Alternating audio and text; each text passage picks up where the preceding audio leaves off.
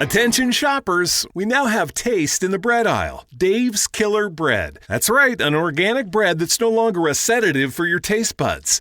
Dave's Killer Bread is on a mission to make the most of the loaf, to rid the world of GMOs, high fructose corn syrup, and artificial ingredients, and plant the seeds of good in all that they bake. Killer taste, killer texture, and always organic. Dave's Killer Bread. Bread amplified. Insert clever intro here, and thank everybody for tuning in for the latest episode of Spectales. I am your keenly oblivious host, Jake, along with my co-host, Jesus, who is still watching and waiting for the Game 3 of the Houston-Seattle series to finish. How's the game, Jesus? Man, you're not lying. I literally read all of the Walking Dead series, and the game is still going on. So I don't know what to think at this point. Hopefully, mixing things. Maybe the zombies win. I mean, the Astros win. I don't know, but hopefully something happens here soon. Well, hopefully somebody wins in the 50th inning. Pretty soon they're going to have more innings than we have episodes. Yeah, man. I think they're getting people out of the stands to throw pitches now, so we're good. Jesus, can you believe we finally got a writer from the MCU's writer's room to join us on an episode and tell us absolutely all of the MCU secrets for Phase 5 through 10? Man, we were lucky enough to get Ryan Little on, and let me just tell you, Phase 7 and Phase 8 are payoffs, okay? So we got to wait about 15 to 20. I'm just joking, man. Ryan Little was great, and we're glad to have somebody on from the MCU writers room to kind of pick their brain and talk comics. Yeah, exactly. And all joking aside, it was a massive pleasure to be joined this week by comic creator and MCU writer Ryan Little. For sure. Ryan jumped on the mic with us to discuss the latest comic Kickstarter campaign for his comic book, Make Believe Book 2. And perhaps most interesting is our speculation segment where Ryan, with his MCU inside knowledge, dives into great detail about how much he likes pineapples. Yeah, man. Once he got into that Phase 8 and 9, Kevin came in, the robot out of nowhere, and I don't know what happened right after that. So always avoid losing points by dashboarding and keep an eye out for those mouse house snipers. This is episode 63. This is a conspiracy. That's what this is. Just begging to course its way through your veins. Let's just for a moment speculate, shall we? You're into comic books, aren't you? I'm a nerd. But you do like comic books. Comic books aren't just for sad nerds anymore. Do you think we need one more? Strange things are afoot at the Circle K. Do you think we need one more? Objection, calls for speculation, move to strike. This is a bad idea. This is a bad idea. All right, we'll get one more. Spectales, a comic book podcast with Jake and Jesus. Hello and welcome back to the latest episode of Spectales. This week, Jesus and I are joined by a very talented writer who works both in television and in comics. He's worked on series like I Am Groot and What If, seasons 1 and 2, but the adventure he is most proud of is his 2-part comic miniseries, Make Believe, which is currently in the middle of its second Kickstarter campaign for book number 2. He is the incredibly talented Ryan Little. Ryan, thank you so much for joining us. Guys, such a pleasure. Thanks for having me. We're very excited to have you. We want to pick your brain on a bunch of stuff, comics related. We're all comic book people here. And also, man, we were very fortunate enough, which, I'm kind of like, what's the opposite of burying the lead, where you're like going too fast? I don't know. Make Believe. We got a chance to get Make Believe, and I definitely want to talk about that with you. But yeah, thank you for joining us. We're super excited to have you. My pleasure. I'm always happy to talk comics, boys. Well, we definitely are. We're going to talk a lot of comics. Before we jump into Make Believe, which you were so gracious enough to send us, thank you again for that. Let's get a little bit into your background, because I mentioned a couple of things in that opening with regards to you being in the writer's room on some Marvel MCU shows. And that's not all on your, I didn't list your whole resume. Your resume has a lot of MCU on it. And so I guess, would you call you're an MCU writer? Are you an MCU? You've been on a lot of shows. How would you describe your career thus far? Yeah, I'm like the live action, the real life version of Phil Coulson. I've been sneaking through everything for a long time now. I tell everybody, look, I'm born and raised middle of nowhere, Pennsylvania, public school kid. When I was in college, this is, something not everybody remembers, but there was that question of, are superhero movies going to stick around forever? Is this a phase, Because all through the early 2000s, there were superhero movies, varying degrees of success. Some of them were big. Some of them were like, they're $3 at Blockbuster to buy them because nobody wants to rent them. But then in, 2011, Avengers comes out, makes $1 billion. Superhero movies are here to stay. This is when I'm in film school. I'm just starting to write comics for the first time. I see movies and comics colliding, which are my two biggest passions in life, saying, I got to get myself in the middle of this. So I spent 6 months. I got an internship writing for Marvel.com, got my foot in the door, parlayed that into a job working as an office PA on season 1 of Daredevil. I got to watch them film the hallway fight live, which was one of the best nights of my life. Yeah, just the best. We'll talk about some of that stuff during Grail Tales for sure. But from there, I jumped on to Agent Carter season 2, Iron Fist season 1, Inhuman season 1, Runaway season 3. Bounced over to Marvel Studios. We did the Disney Plus stuff, Writer's Room of What If Season 1, What If Season 2, now What If Season 3, which was announced at San Diego Comic-Con, and then Seasons 1 and 2 of I Am Groot as well. So all over the place. Professional nerd. I love comics. I love Marvel. So my day job, I'm very, very lucky to say, has been adapting superhero stuff and bringing all that stuff that I grew up, I've gotten to adapt characters for the big screen that I spent my lunch money to buy, those books back in the day. So I feel very lucky. I somehow snuck in, and I'm your nerdy ambassador on the MCU court. Man, living the dream. That lunch money investment paid off in spades. Yes, it did. I was going to get pizza dippers. That was pizza dippers with some prison food, right? 2 breadsticks, a cup of marinara, and a cup of shredded cheese. Brutal. But yeah, no, sorry. Had to get those issues of the century instead. That's incredible. But the backstory is fun. Did you, growing up, you talked about you were going to film school, but you also had a love for comics, and you came up loving comics, right? Like you were paying for them out of your lunch money. Yeah, totally, man. I mean, I got really lucky. My buddy Sam Rudich bought me my first stack of comics for my 6th birthday. I still got them all. They got stains all over them and stuff like that, but I still got them. Loved comics ever since, really. First thing I did when I got my driver's license, because I'm from rural PA, was find a comic shop. I've had my pull list, same store ever since. And then a lifer. Yeah, totally, man. Now I read about 1,000 books a year. I read them all the time, especially if I have a crazy day at the office or with the day job. I want to read at least a graphic novel at night just to try to even myself out. And that's how I heal my soul, man. Comics are my thing. They're the most wonderful medium in the world. So that's a perfect my question then is, so it hasn't become a job for you though. Is that what you're saying? Because some people, they go to work and they want to separate work and life, but when you come home, reading comics isn't a job. You're still loving it. You're still enjoying the habit. Never. That nothing can step on that. Reading comics is the absolute best. It's just, and as much as I tell people all the time, back, probably almost 10 years ago at this point, people were saying TV was in its golden age. I think comics is really in its golden age now. There is so much good stuff coming out right now. It is crazy. I mean, even again, 10 years ago was just right around Saga #1 and that second round of Image Renaissance, Mm-hmm. Now, I mean, there's so much good stuff coming out all the time from how many places all the time. I mean, even Marvel Digital Originals are super rad. My buddy Bruno Oliveira just had a Nova book launch on there yesterday. Well, it would have been 8 days ago when this airs, but there's amazing comics coming out everywhere from all the time. It really is blowing up in the coolest way. Yeah. I mean, I agree. Jake and I agree. We've also talked about, it's a great time for TV right now with all the shows, Disney Plus, all that. But I mean, I was just looking at some things that we talked about. I can't talk about it because it's in the future, but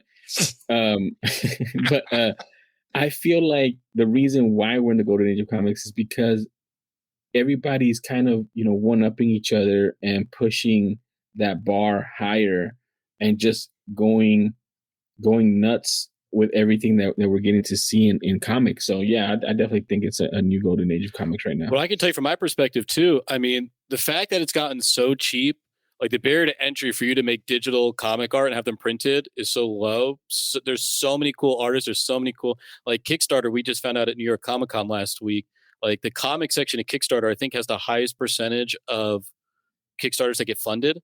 The success rate. Yep. Yeah. Cause you can make so much cool stuff. I mean, even when my first really big book was called Prometheus, that artist, Chris Shahan, he's the guy that did House of Slaughter, the Something's Killing the Children spinoff. I mean, he was, for a year and a half, he's on Kickstarter with me. cutting his teeth doing his thing. We're putting out books. We all get to grow together. Things that would have been zines we hand printed back in the day or whatever that nobody would have seen. We can have printed.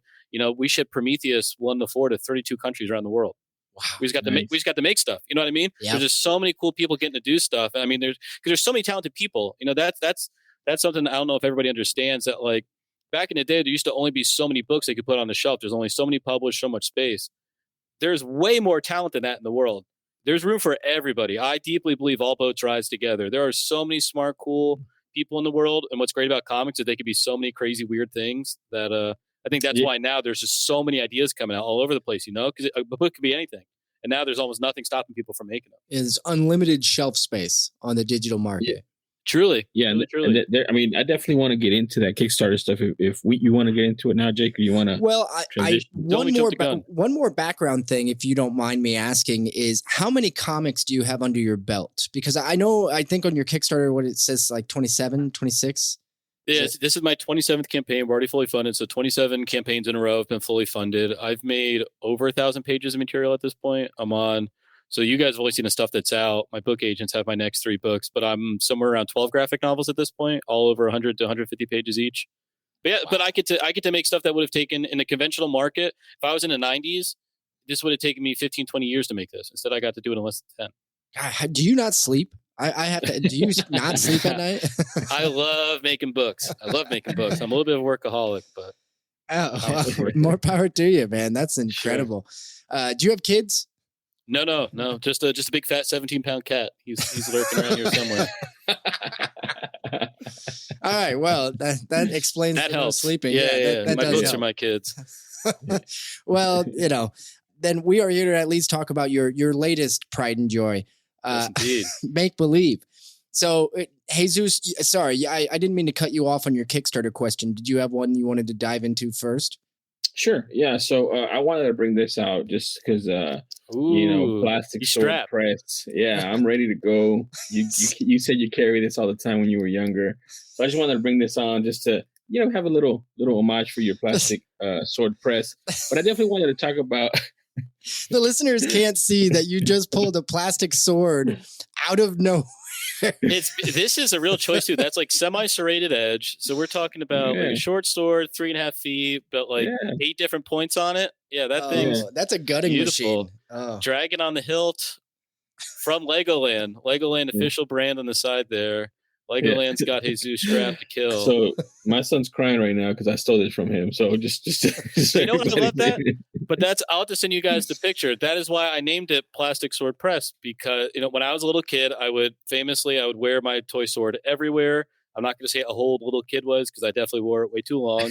But I like to think that real swords are for killing and murdering people, but plastic swords are about bringing the hero out of you. As long as that kid's got that sword in his hand, he can be anything, anyone, anywhere. He can take on anything, that's how I want my books to make you feel.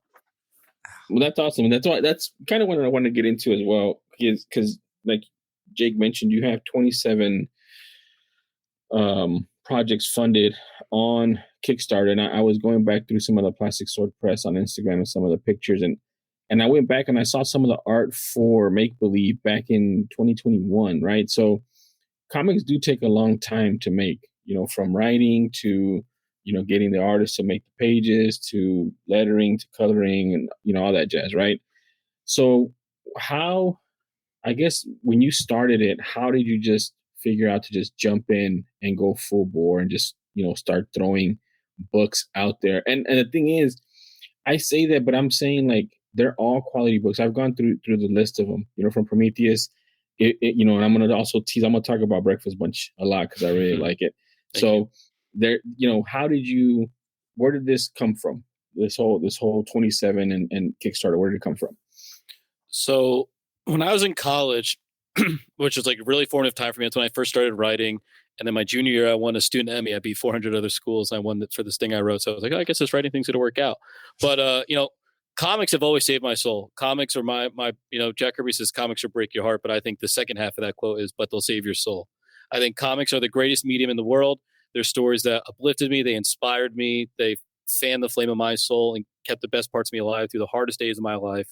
I love comics to death. And it never occurred to me I could make my own until college, my sophomore year. I had like my dorm room was filled with graphic novels. I had this Umbro like sport bag that like in high school I think was what I put like my cleats and my soccer uniform in. I turned it into my graphic novel bag. Every time I came home, I would fill it with stuff from my shelf. I go to my local shop, they give me a discount. As much stuff as I could read, right? Just always reading all the time. And I started writing. I thought I wanted to be a producer, but then that writing bug snuck out. So I had my buddy on the rugby team. We all had nicknames. We called him Snooky for reasons I will not discuss on your podcast. But one day Snooky comes up to me. He's like, bro, I just changed my major to art. You're a writer. We should like make something. So we started collaborating. We did little shorts, wrote some stuff. Funny enough, the first thing I ever wrote was a series about this guy that had a spool with two swords and a spool on his back with ropes that he fought and killed giants by swinging around and cutting their heads off. And then like 10 years later, Attack on Titan came out. I'm like, oh, I guess I guess we're never publishing this. But yeah, some of the art's pretty crazy. But so I first started making books. And then when you realize, you know, especially now, the deeper I've gotten into the entertainment business in the conventional sense in TV and film and stuff, the more I've appreciated comics. Comics have no lane.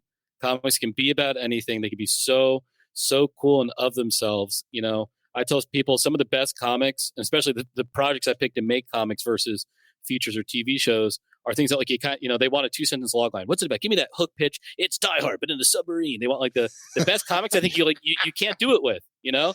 Like I look at I love Jeff Lemire. I look at his book like Essex County is about like hard drama of this washed up hockey player in Canada, which sounds like they'd make you watch for Oscar season. You'd fall asleep. It's beautiful. It's so cool.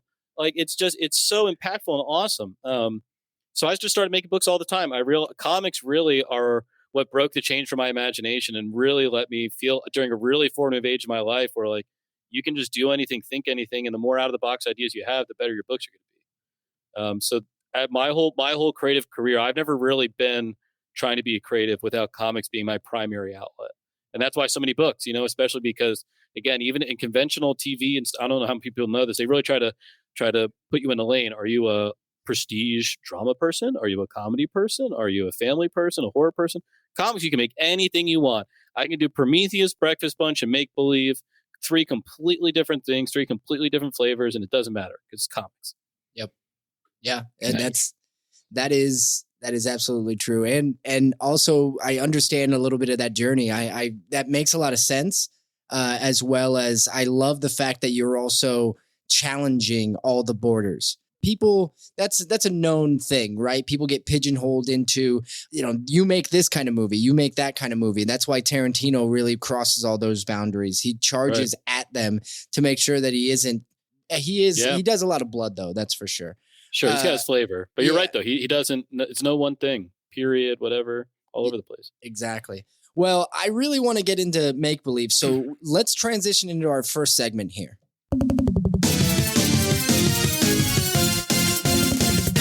Recent pickups. The recent pickup segment. So this one, we are going to dedicate this segment to Make Believe.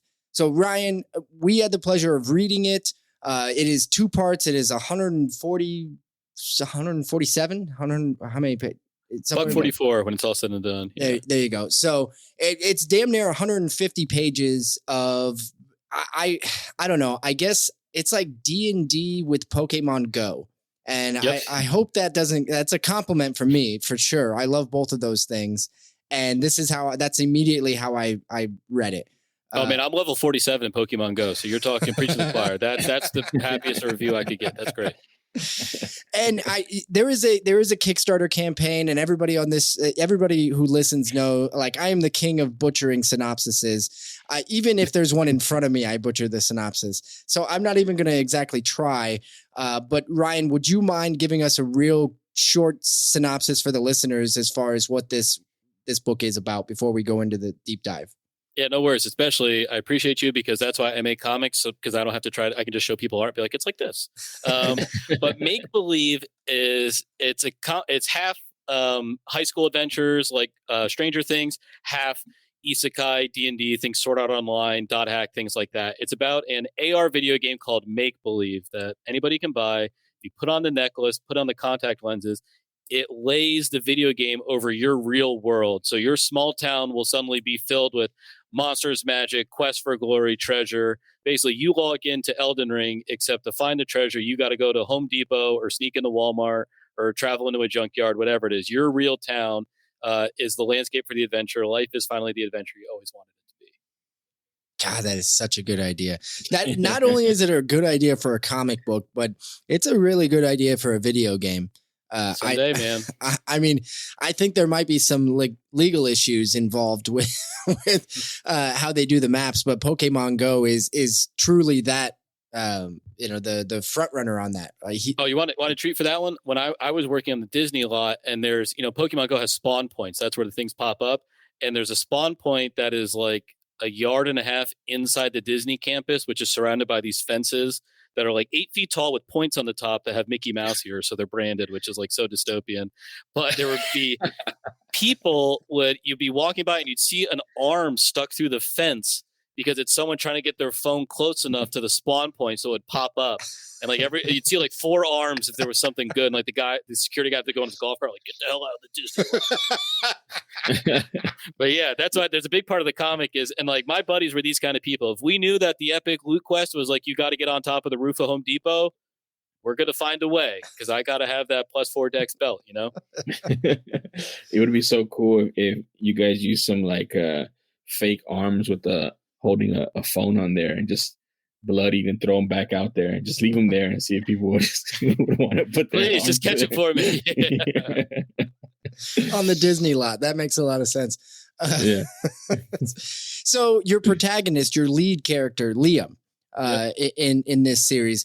So he's a junior in high school and he is confronted with having to make a decision by his father trying to make a decision on what he wants to do for college. Do you mind dive a little bit into this character for me? Why did you want this character to be on that line where he has to make a choice? Like, is that something you pulled from your own past, your own history, or where did that come from? Yeah, totally. Indifference or like having a hard time making decisions is always something I've really kind of grappled with in life for sure, especially now, because I professionally ask myself the question, what if every day when I'm working on the show. Back then, that part of my brain existed like, oh my God, but what if? But more importantly, the book at its core, the thematic element, what the book is about is the friends that get us through the hardest parts of our life. Especially in high school, I was really lucky. I had a really close friend circle of folks who helped me along the way. And something that I see in movies, I think that where they go too far, your friends aren't always seasoned psychologists or worldly folks that can help you solve your problems. But in high school, you don't always need your problems to be solved. What you need is people who know what it's like to have problems. And you all just carry on together. You try to find your way, that you all just try to keep stumbling forward in life and figuring it out. So our characters in the book don't always figure things out. What they figure out is here's the people who are going to help you along the way. I like to say that's what this book is a tribute to. The friends, we're all on a quest in life, and this book is a tribute to the people who help us on our travels. So each of them sort of has a different issue they're facing. He specifically is at this crossroads, especially, we were just talking before we started recording, being 17 is a baby. You just got your driver's license and they're saying, now pick the path that sets you on your course for life.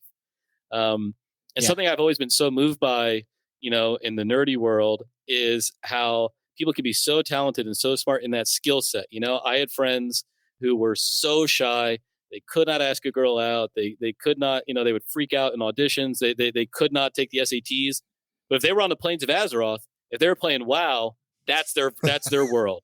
They could put on those headphones. They can go into that place. So what I love about the game is it brings the make-believe games. It brings that into the real world. So that, these 4 friends all have an issue they're facing. And the way they're kind of wrestling with it is through their quest for make-believe. And yeah, exactly. And I love that Liam is thrown into his friend group by putting the game on, right? Like turning the game on. And that is how he's introduced to his friend group in this story. And the getting to know the characters through the game is weirdly not uncommon I know the 3 of us, we came up playing video games. It's so strange that I have literal friends in this world who I've never met in person, but I know their personality because of them online, right? Sure. Like they're just gamer friends. And that's what mixing those 2 worlds is, I don't know. It's a really fun premise. And then you execute it so well. The storylines, this is a page turner in the best way, because we've read books. I'm a horror reader by trade. Like most of the stuff I read a lot of horror books because I love the suspense on the page, and more so than even horror movies or things. I mean, I enjoy every form of entertainment, but realistically, I'd say I'd pick horror comics over horror movies or horror television shows, simply because I get to decide when I turn that page. I get to decide how much tension I want to build up in my head. And there's nothing stopping it besides me. So I have a lot of fun with it. This was really a nice, I don't know, I guess change for me on that. So thank you for that.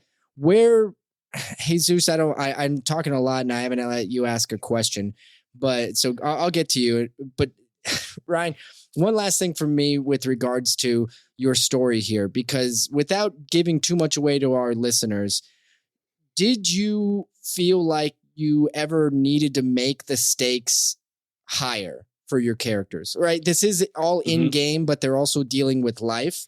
Did you ever, because it has that ability very visually to suspend reality, and your characters you do a great job of keeping your characters grounded in reality in addition to the game. But I don't know, my brain immediately was just like, no. Make that dragon real. Like make that. Right. So go ahead. Funny enough, that's like the biggest question I got when I was developing the script and like working on the project. And I think there is a version that turns into what you're talking about. I think the sequel to some degree turns into what you're talking about. The main crux of the narrative, I should say, is that so this game Make Believe, if you put on a necklace, it fills your immediate surroundings, just like Pokemon Go, with swords and sorcery and stuff. But in the game, there are epic loot items that are one of a kind.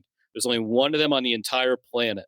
And these kids from a small town find out, oh shit, our town is the host of one of these epic loot items. So, of course, the way it would work in a real world, you would have guys like Jake Paul flying to, the middle of nowhere, Sweden, to get the crystal trident that's one of a kind. So this a pro gamer from the Netherlands who's modeled after a guy I played rugby with named Don Speth. What's up, Don? In the game, he goes by Dardar Spluth, flies to their town because he wants this epic loot item. So it's them versus him. But to your point that, yes, the stakes in the comic, and there's some real world stuff they run into, sneaking into places, etc. The stakes in the game are we going to get this thing or not? But to me, it really speaks to when you're in high school, that feeling of your problems could end the world. That to these kids, like these are all small town kids. They might grow up, just to work at Walgreens, maybe not go anywhere, maybe not do a whole lot. But this is their chance at something awesome. This is an epic loot thing. These aren't kids that are going to fly to another country. They're not going to be able to take a video game vacation, but this is their chance to really have something. So it really is those emotional stakes, not the dangerous stakes. And then, of course, because they're dumb high school kids, they're willing to run into these battles that evolve out of control because they're questing for their items. But yeah, I think the more potent story, I think in some ways the one that stings a little more is like, if they can take the necklace off anytime and the game's over, but the most punishing thing to do to those kids would be say the game is over, that the quest is done. You aren't going to get to pick up that sword. You're not going to get to claim that treasure. You're just going to be where you are forever. To me, that's the most punishing stakes here. I love me some horror, and I know what you're talking about, but for this story, I felt like keeping it small and keeping it real like that, is my brain goes to dark places. I apologize. No, not at all. I love me some horror stuff too. Trust me. It's crazy, watching so much mainstream manga right now is horror related. I think there's a big swing back into horror stuff that's happening right in the coolest way. So I'm vibing with you for sure. We'll talk after this. Actually, me and the artist, Aaron Adzerza, who is amazing. You should all check him out. He's truly, truly incredible, and so much why the book works. Our next book is like Alien. It's like a survival horror space thing. That's my jam. Nice. Yeah, we'll take care of you. Awesome. Yeah, well, there's a couple of things that I wanted to talk before. Jake just kind of hogs the mic and just continues. Works the mic, dude. Yeah. Kill it. It's like Jimi Hendrix. He's just, this is my time. Thank you. But you mentioned, making those decisions and Liam having to make a decision. That's kind of one of the things that he has to do. And me I have a 14-year-old who's, freshman in high school and kind of seeing that. And then by the time they're 18, they have to make a decision. And, with the stuff that we've learned as society gets smarter or whatever, that a human brain isn't fully formed until the 21, and the last thing that comes in is decision making process. But we're having to make the decision at 18. We're going to be out by 22, whatever, right? So I really enjoyed this part. I really enjoyed that part of it from the high school aspect of it. And now one of the questions I had was, you picked Junior for a reason, right? But you mentioned there's going to be a sequel, right? So when is the sequel coming? When do you foresee it coming? So this is, you're not supposed to pick a favorite. This book is definitely my favorite thing I've ever made, because it's so much about what I want to speak to. I'm a small town kid. I'm so inspired all the time, especially with the success I've had with my day job. I'm filled with gratitude, and I think of those people who lifted me up when I was a kid and in high school, who really got me through the tough times. So this book is so much me trying to thank them and give back to them as much as I can. So that's why I love this series. The sequel is, this book, I wrote the first draft of this in 4 days because I love this so much. Then that's when I know when something like really hits me, I go. The sequel I haven't written yet, but I've been living with it for a long time. So the sequel is, again, I love me some bittersweet. So this book is about the people that get you on your journey. The sequel is about sometimes you have to say goodbye to people. Yeah, that's true. So that's good. That's good to know. And now I know that there's a sequel, so I'm really happy about it. Yes, sir. I enjoyed it. The artwork is pretty dope. It goes really well with the sword and sorcery, which I really enjoyed. So when you get to the point where you're at, where you're literally working, your day job is working at, Marvel or Disney, you're at night, you're writing books. How do you decide what is next and when you are going to get around to making the sequel? This is one of those things that people say in interviews that doesn't seem real, but I'm a pretty down to earth dude, so I'm going to give it to you straight. Like the book kind of picks. It really does. That there'll be this time that, I have ideas. I have like 8 ideas right now that they're not done yet. I can tell they're not done yet. I'm seasoned enough to know they're not done yet. Something will happen in life, or something will click, or I'll see something, I'll hear a song, wind will blow, whatever it is. I'm like, oh, and it starts and it goes, and you just crank it out. So that's sort of how I pick. I would say that's like 60 to 70% how I pick what my next project is going to be. The other 30%, quite frankly, is artist availability. If I have an idea in my head, I'm working on another book. I'm working on is like this, like it's a lot like Magic Order, very magic-y, but like grounded in the real world, but like high action. People with wands blowing shit up and doing cool spells. I was like cooking on that idea forever, and I saw this one artist, and I was like, that's the guy. That's the guy who's going to tell this story. And so I started, contracts and stuff can take like 2-3 weeks. While we're talking, I'm just writing. I'm writing, get out my old outlines, getting the book made. Now's the time for this book. So every single story really has its own journey for sure. But for the most part, I can kind of feel, I could sit on some things. I might sit on for a year. Make Believe I originally wrote in 2015. Like I said, did the first draft in 4 days. And then I didn't do anything with it. I believe Aaron, our artist, answered an open call for an artist, I think on Twitter in like 2020 is how I found it. But I was like, you know what? I really want to make this book again. I was really starting to have some mainstream success with my day job stuff. I was really thinking about these old friends of mine a lot. So I was really grounding the emotions of the book. I said, let me put this Twitter post up, see if anybody bites. I saw Aaron's work, and I was like, that's the guy. That's the guy. Seeing what he could do. I did another pass on the script, got it where it needed to be, and then he banged out 144 pages in like a year and a half. Damn. Yeah, he's a monster. Absolute monster. He's a guitarist in like 3 bands, plays a lot of like super cool prog rock. Aaron's the man. He's the truth. All right. So let's talk about the Kickstarter campaign, because when this episode comes out, the Kickstarter campaign is currently going on right now. Correct? And you're at 90 backers and 12 days to go at the time of this recording, but the time of the drop of this episode, you're going to have roughly 8 days left. Is that correct? Yep. Yeah. I like to do shortened campaigns, so I try to get people their stuff as fast as possible. So yeah, we only did 2 weeks for this one. I noticed that you like the delivery is November. You are really turning this stuff around fast. Yeah, I'm a no bullshit person, man. I like making books. That's what I like to do. So it doesn't make the most economic sense, but like I said, I'm from middle of nowhere, Pennsylvania. I grew up using my lunch money to buy comic books. So I feel like if folks are giving me their hard-earned money, it's my job to give them the biggest book I can as fast as I can. So the books are always 100% completed before we even launch on Kickstarter. That's why you guys got to read it. The book's done. I have the high-res print files ready to go. As soon as the Kickstarter is over, we get the thank you page built because that's really important to me. and then we go to the printer. I have it printed here domestically in the United States, which not a lot of people do. It's printed by RA Comics in Northern California. So usually within 2 weeks of the Kickstarter ending, I'm shipping stuff. Wow. Yeah, super fast. Yeah, I mean that's crazy. I mean, I've backed several that I'm still waiting on, and that's I mean, it takes time sometimes, and sometimes they're not some done. people are doing the Kickstarter so that they can finish it, right? Yeah, Right. exactly. So, but that's why this is so cool. And there's other cool stuff that I wanted to ask you about your Kickstarter, which I hadn't seen before. Maybe I just haven't backed enough. But you always put the option to get back projects or back books of yours in the campaigns. Mm-hmm. So you can back bundles, and you can have Prometheus on there. You can add that to the bundle, which I just think is super cool. I hadn't thought about that. I hadn't thought about that angle. I think it's really cool. What made you do that?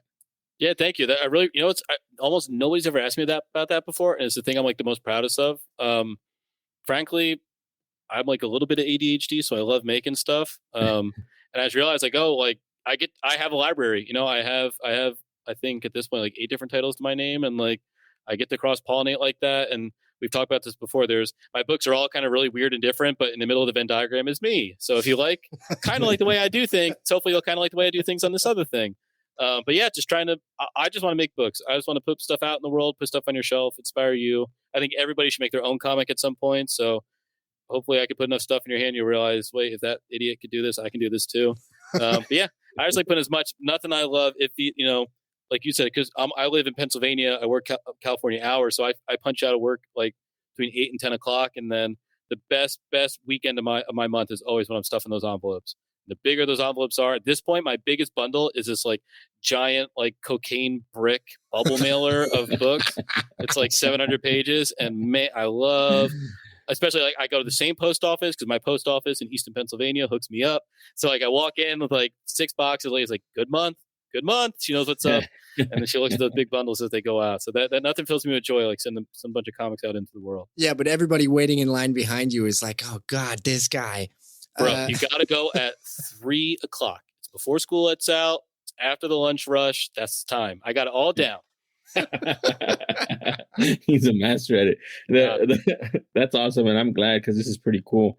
And I think more creators should do that, right? Should be able to, at the very least, the digital copies, man. At the very least, be able to get them in it. So the second question I have for your Kickstarter, and this is something that we're all part of the comic book community. Jake and I are starting to get more into the indie comic community. We've backed some Kickstarters. We've had some Kickstarter folks on here. And the questions, I guess, that was going around, I guess, a few months ago is the goals, right? So how did you come up with the goal that you had? Is it, I don't want to say it's arbitrary. I know, you put thought process behind it, but why that goal versus a higher goal or lower goal? Like what made you pick the goal that you have right now? So this goal is built. The only goal of this Kickstarter campaign is to print these books. I'm a physical comic guy. Here, people at home won't be able to see it, but like that shelf's all manga.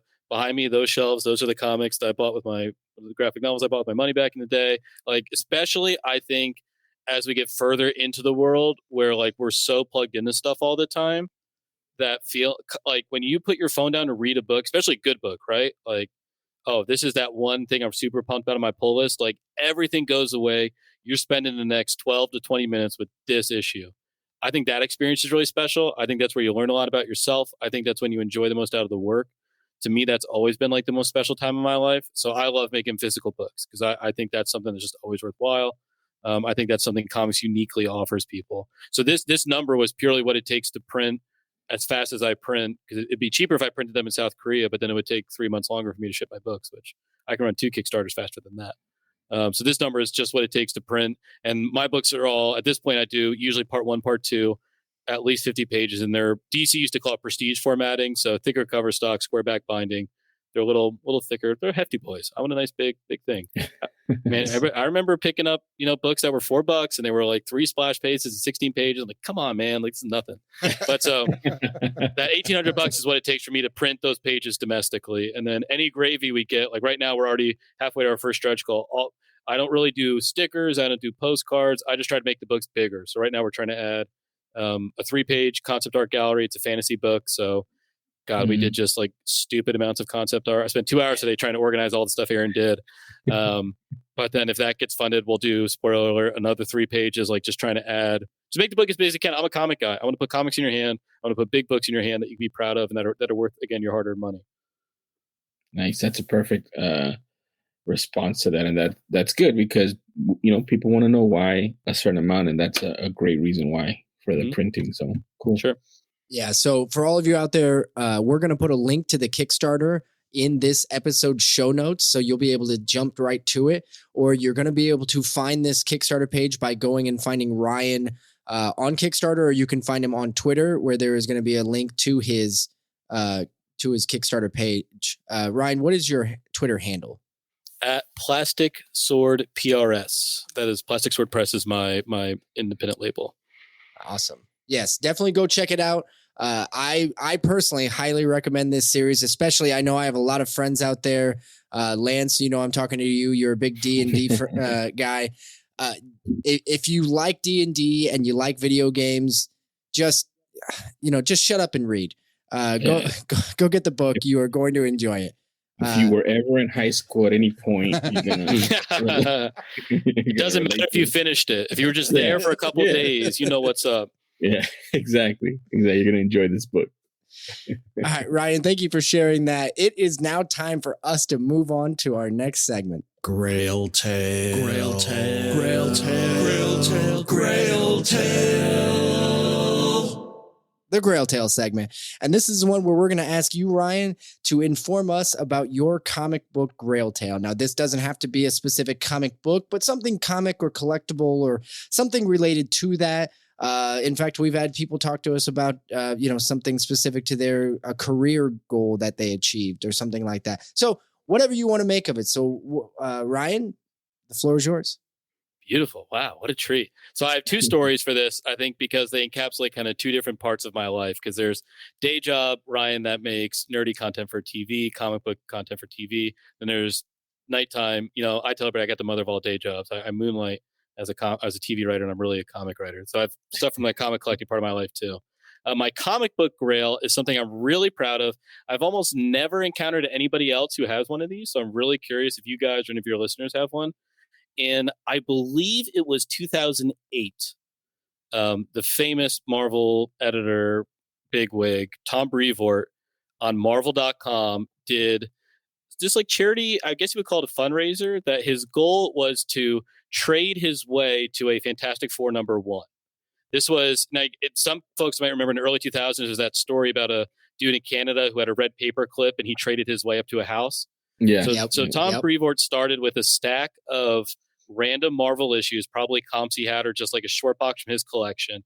And he would post it. And like once a week, he would post what he traded and what he traded for. And anybody could email him with a trade. He asked like, hey, if you can bite the bullet, like kind of trade down, like if you could trade me something that's worth like $5 or $10 more. Once he got to the Fantastic Four #1, he auctioned it off and donated it all to like St. Jude's or something like that. So I jumped in when he was about halfway there. I traded a handful of like just random like old Nick Fury comics I like, because I don't really care about Nick Fury. I traded for a just like beat up Doctor Strange issue that was kind of cool, and a Captain America issue that was kind of cool. But the thing I'm proud of is it came with this like hilarious thing that he must have made that is a certificate of meaninglessness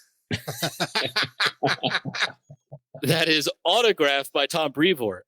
But the thing, and again, this is where I'm going to sound like a boomer, but this was either 2007 or 2008. So this is like kind of early days of the internet, like not everybody's allowed on Facebook yet. Yep.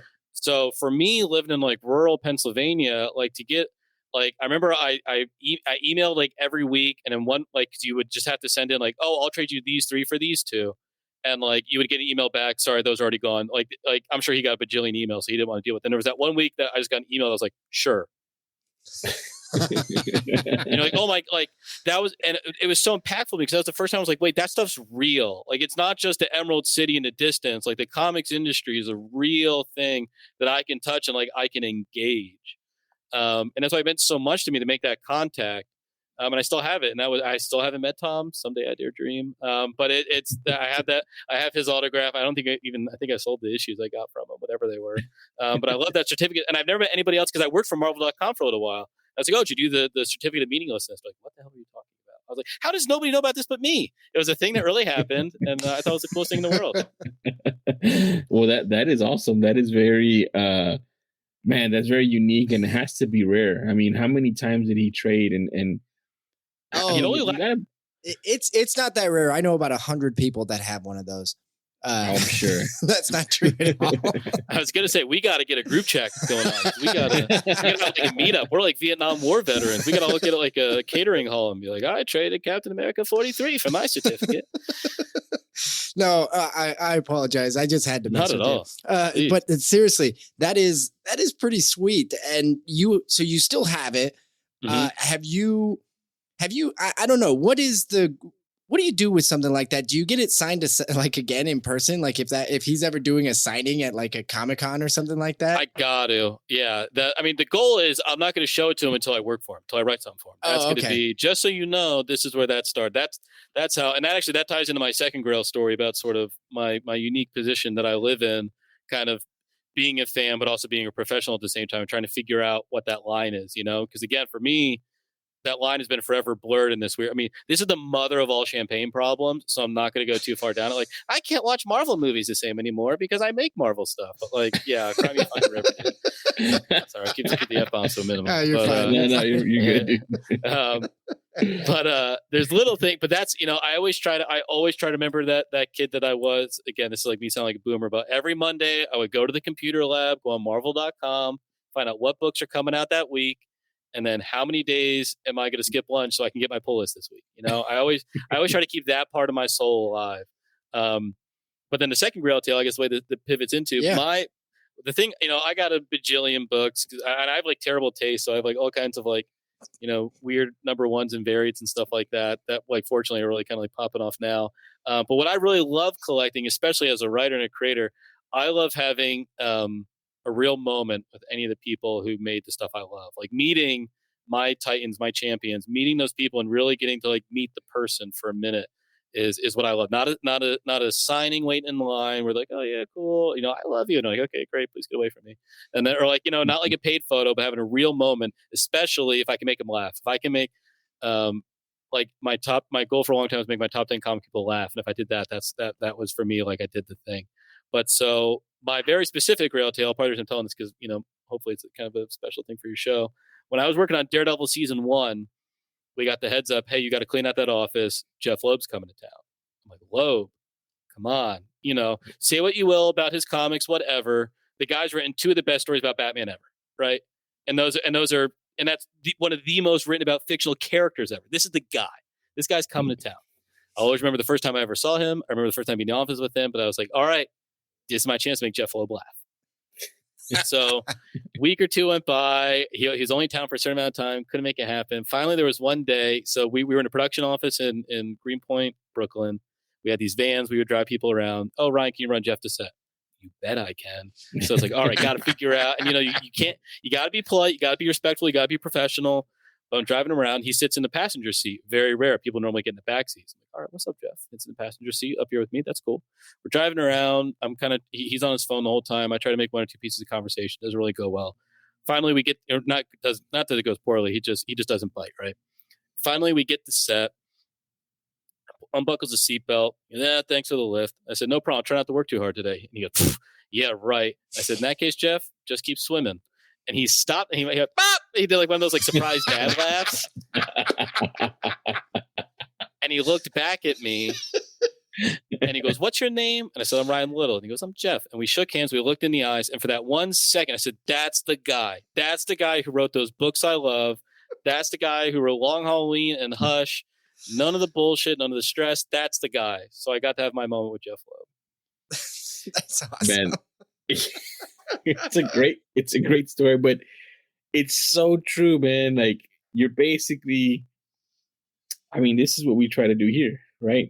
Because you've just shown us you, like he showed himself to you, and that's what we try to do. We try to bring down that curtain to see the real person, You know what I mean? And that's what you got. And that's awesome. And that's such a cool story, man. And we've never had anything like that before. So that's like, that's amazing. That's such a unique story. Like the moral of the story is Finding Nemo is the best thing ever, right? It speaks to everybody. Yeah. It cuts through all of it. I can't believe you told Jeff Lowe to just. He was so tickled. I was like, talk about a Hail Mary paying off. But yeah, man, it was cool. That was special. Did you go through any other Disney quotes that you were thinking about doing? Any Disney movies that you wanted? No, that was shooting from the hip, man. At that point, I thought it was, like I said, there was like one or two like things I tried to tee up, but that was just like, I mean, because honestly, that was me as a guy being like, you know, to most people, it's like he's just the executive producer, he's the bigwig in town. But I'm like, but you don't understand. Like, my parents bought me a copy of Hush to keep me quiet during my granddad's funeral. You know what I mean? Like those books have been, you know, when you're a comic nerd like that, you never know where books are going to touch somebody like that, or what they all mean something so specific to all of us. Yeah, so that's why it was just off the cuff, and you couldn't have planned it. I did not think that was going to be the thing. I'll be very honest. No, that's the best part, though. That really is the best part. And honestly, the thing is what you did there is really what we do here. I know Jesus sort of said that, but the other part to it is that moment. You said that, you know, it's not somebody signing something, which is great, because sometimes that is the only way some people get an opportunity to talk to those individuals. Jesus and I happen to be lucky enough to have this show and to get people on. And so we get that hour, we get that moment where we get to sit down with Mark Waid, and I can tell him how much I loved Irredeemable, how much it impacted my life. But I also literally, it took me every ounce of courage that I had to tell him I don't like Superman. But that was the best. But to me, that's still, I get people telling me about that all the time. People tweeted us about that. Remember that one time Jake said he didn't like Superman to Mark Waid because everybody thinks I'm an idiot for it, which is true. But still, I get to keep that. Dude, but they're comic people too. You know what I mean? Like, even now, like, I sit around with guys who write DC comics, Marvel comics, write for Marvel Studios about, like, I think this character's stupid, right? Like, because we're all fans deep down. You know what I mean? Like, I just don't get it. Somebody explain it to me. Yeah. Well, the thing is I it's not. Yeah, Superman is obviously an epic character. I love the character. I just don't. I don't read the books. No, Shut I'm up, sure, Jesus. Jake. I'm sure. I get it. To me, there's got to be a special Venn diagram of like hardcore horror people and being like, Superman doesn't move my needle. That like makes perfect sense to me. Those are like two. It's a perfect circle, right? No, but Ryan, thank you so much for sharing both of those Grail tales. Obviously, Jesus and I could talk to you for hours about all of your insider connections and things like that, because that's so much fun. That's literally the best part about having somebody who works on comics, but also in the MCU on our show. And that is relevant maybe for our next segment, which you may or may not be able to fully participate in, but let's get right into it. Speculation. Because speculation is a little scary sometimes. We had to make that a spooky intro to this segment. I don't know why. That one gets the most comments, I think. Or at least because the listeners can't see people's faces. But every time we play that one, the people on the other end are always just like, what was that about? But the speculation segment, we like to help the hobby pay for itself. And so in this segment, we are going to go around the horn and maybe talk about a book or a collectible that might be undervalued, or something that, I don't know, maybe it could have more value in the future, or we at least speculate on that. Now, Ryan, you are in a particular position here, as you definitely have insider information, but we're not asking you to divulge anything that you are not allowed to. We don't want to get you fired. We just want to be your friend, so you can tell us in private. Man, you think I'm joking, but the Disney snipers are real and they are accurate. They got Mickey Mouse bullets for days. They get nothing out of me. They're listening right now as we speak somehow. I don't know, but I'm sure it's real. But without getting you in trouble, can you play the game with us for this? Yes, of course, guys. My ASMR is sifting through those dollar bins. My fingers are all warmed up. I love talking about. I got a stupid amount of books in my closet. I love it. Awesome. Well, Jesus traditionally kicks this one off, so I'm going to let him go first. All right. So I have two books. One Ryan probably can't talk about but I'm still gonna say it, and he can just. I don't know. You could nod. I mean, or not nod because they can't see. They can't see. You can say whatever you want, and when you're done talking, I'm going to tell you that pineapple is a delicious fruit. And that's okay. it. There we go. Incredible Hulk number 92 from April of 2006. We're talking about Kevin here. The writer is Greg Pak. The artist is Jose Ladron. And people are making a big deal. I mean, by this time, there's no spoilers or spoiler alert because this is, a week later. The Son of Hulk comes out, right? But that book is already, you're already paying $100 for that book, more than $100. It's a hot book right now. Everybody wants it. But people are missing the boat a little bit on his mom, Scar's mother, the love interest of Hulk, which is, I think it's Kiera or Sierra. The first appearance of Sierra is Incredible Hulk number 92, April 2006. It's, I don't know, $20, going under $20 right now. And just the way that things are going, the characters that they're using, I think this is a potential for a little bit of growth in that book. It's a cool cover. It's also part of the Planet Hulk, which leads into the World War Hulk storyline. So that's the first book I have. Ryan, are pineapples the best? Pineapples are a delicious fruit. There we go. Yes, there we go. You guys heard it here first. Okay.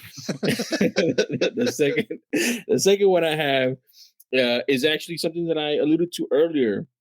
The Breakfast Bunch. The Breakfast Bunch. I really enjoy that concept. I have not had a chance to read it. I've gone back. I've found as much stuff as I can. I'm going to back it so I can get the Breakfast Bunch. But the Breakfast Bunch from Ryan Little is just such a cool concept. And if you can just talk about it a little bit right now to see why I feel that it is a spec book, because it's just so cool and it's so different and it's nostalgic to me. So you want to talk a little bit about that, right? What a pleasant surprise, dude. Thank you so much. I love that series. And it's funny that, not everybody likes making kids comics on Kickstarter. So that's a tricky thing to do. So I appreciate you saying that. That really hits home for me. I love breakfast cereal. I can eat it like a crazy person. I'm an athlete and I'm fighting the dad bod. So I try to resist as much as I can. I've eaten an entire box of Captain Crunch in one sitting twice in my life. I'm willing to admit that. The Breakfast Bunch is about a world where there are these magical creatures called breakers, and they are the characters you see on the front of cereal boxes. And if you eat their breakfast cereal, you get some of their powers. And then, of course, this bad guy comes out of ether. Nobody knows who he is. He's destroying their kingdom. Now they have to find the ultimate power, the perfectly balanced breakfast, in order to defeat him. It's a super fun, if you like kids, animated movies, it's cereal, it's sugar, it's high action, it rocks.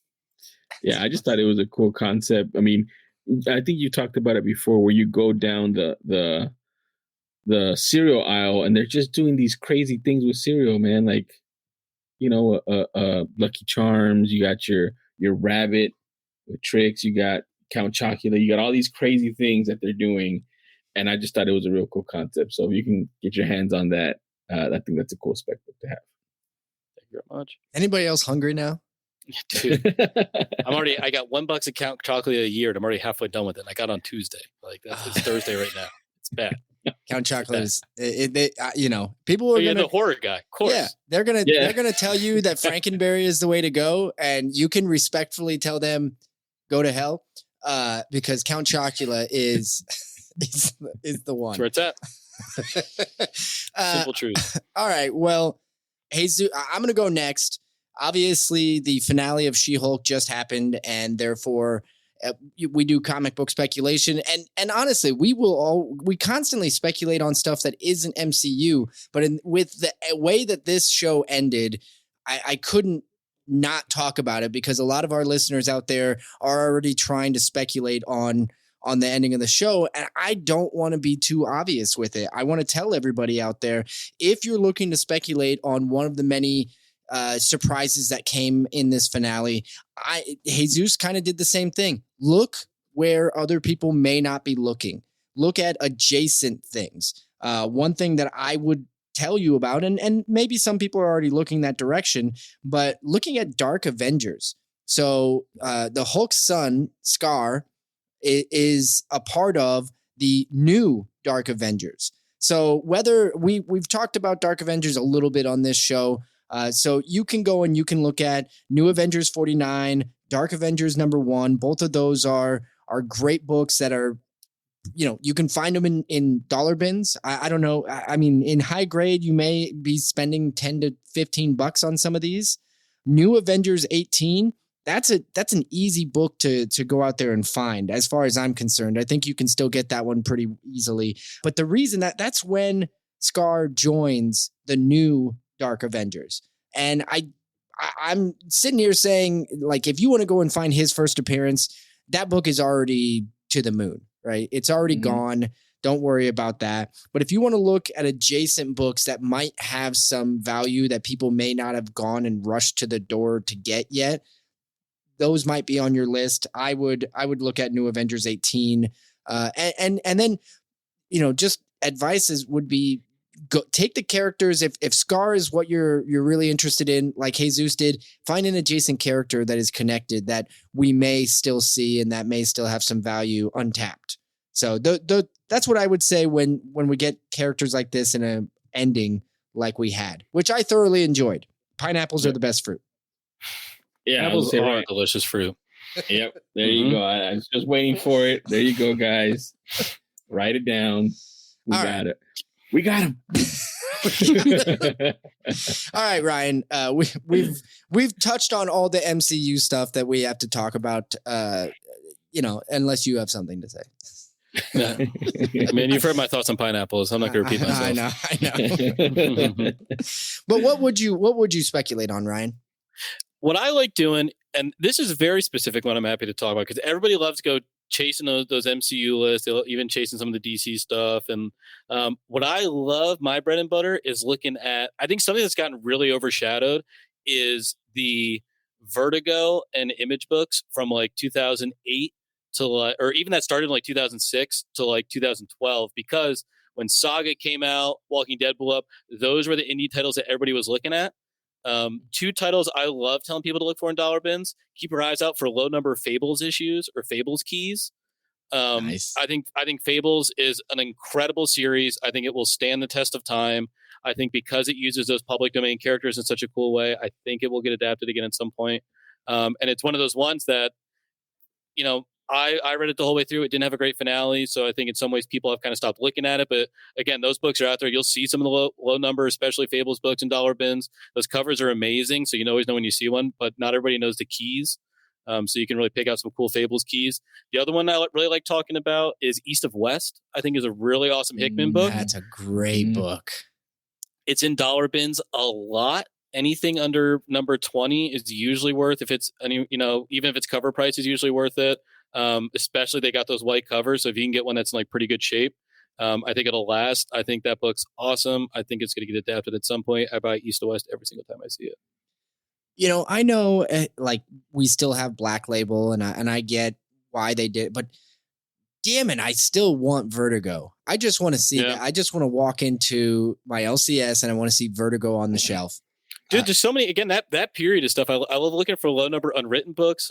There's from the Unwritten, the Mike Carey series. There's so many great books from that era that I think like not all of them are collected in trade right now. So they weirdly kind of like just, again, Vertigo is such a mess right now. They're not in the public. Like everyone's going to know Walking Dead forever. Good luck digging for Walking Dead books, Yeah. But there's and those were classics.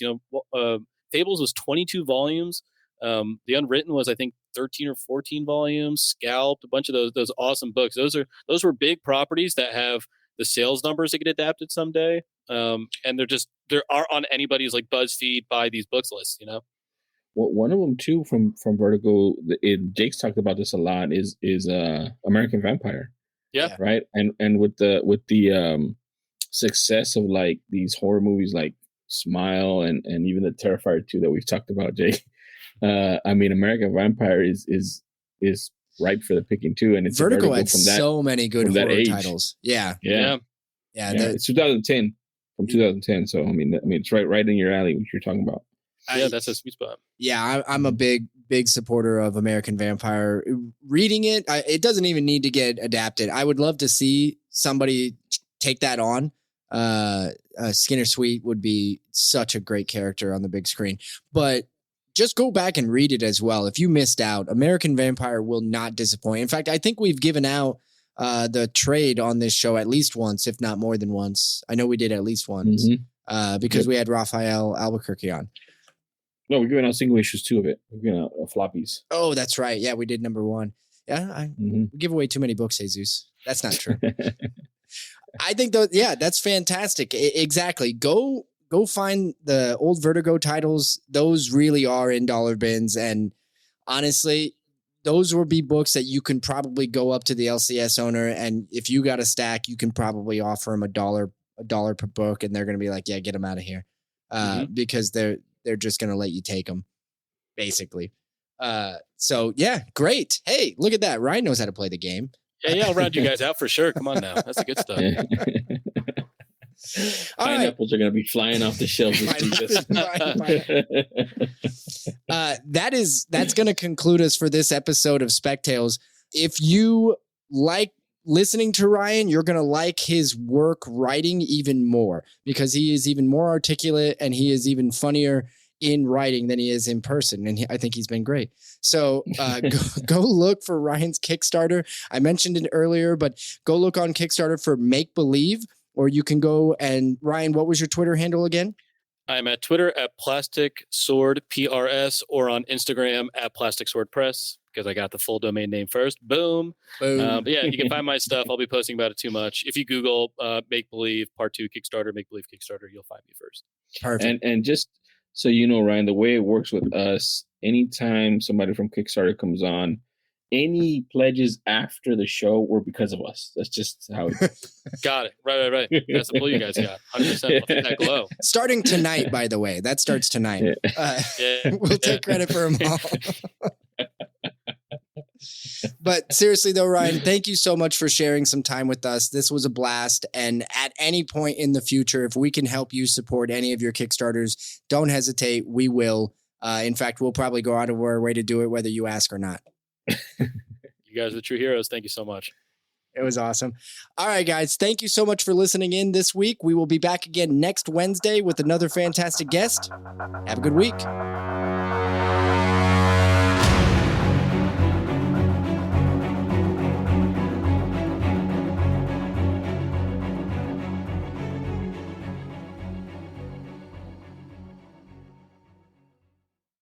Guys, when the world ends, it's going to be comic nerds and cockroaches. That's who's going to be left. It's going to be us in our caves reading our books. We're going to be just fine. And the people who are going to last the longest are the comic cockroaches. That's a guess. The cockroaches that collect Archie comics will be very, very happy. We've definitely gamed out a bunch of scenarios with a bunch of these horror books that Jake talks about. Oh, that's right. Yeah, this guy's always got one foot in death. I didn't even think about that. That's right.